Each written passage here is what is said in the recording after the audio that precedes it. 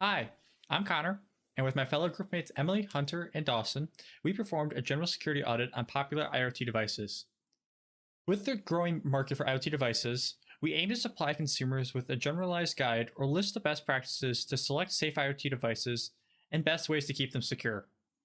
Additionally, we want to incentivize manufacturers to prioritize better security practices and methods during our design process.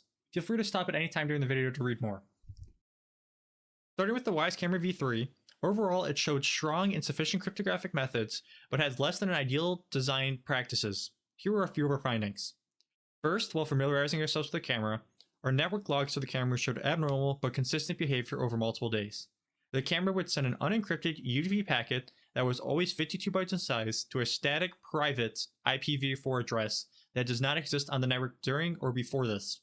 Interestingly enough, this would only happen on startup, and only 16 bytes of the payload would change between packets. We suspect this is some sort of quality assurance service to test the cameras after assembly. We have no definite evidence of this claim. Secondly, our research showed there were 9 major official vulnerabilities for this camera in the first 5 years after it was released. 6 of these vulnerabilities had a CVSS score of 8.5 or over, and the other 3 had a score over 6. Many of them allowed for remote code execution in one form or another. This showed a poor track record for this device. In our security audit of the August smart lock and Wi-Fi bridge, we found no direct hardware exploits, but we did identify 2 operating risks. The first being predictable network traffic. The lock sends a massive packet burst when used over Wi-Fi, and if a hacker were to breach your local connection, they can monitor these spikes and know exactly when your home is vacant. The second being persistent app sessions. The August app doesn't automatically log users out, meaning that a stolen phone can be used at any time to unlock the smart lock. We recommend that the device should transmit random packets to mask real locking triggers, and for the app, we strongly suggest adding an auto logout toggle to be used in initial setup. We audited the Sensi smart thermostat by first attempting to eavesdrop on its internet traffic.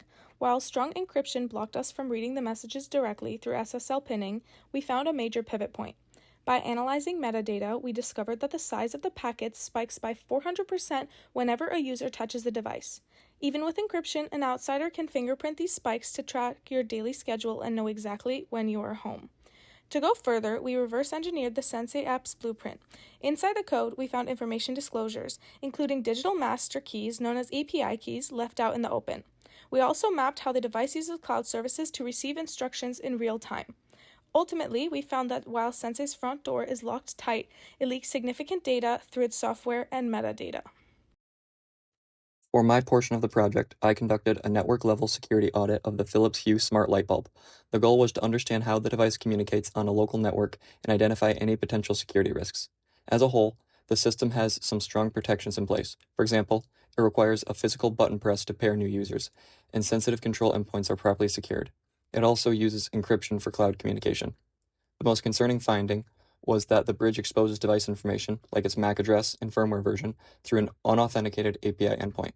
Additionally, there is no rate limiting, so an attacker on the same network could send unlimited requests, and the device frequently broadcasts its presence using protocols like UPnP. While these issues don't allow full remote control of the lights, they do create avoidable security and privacy issues, such as device fingerprinting or denial of service attacks. Overall, the Philips Hue light bulb is quite secure,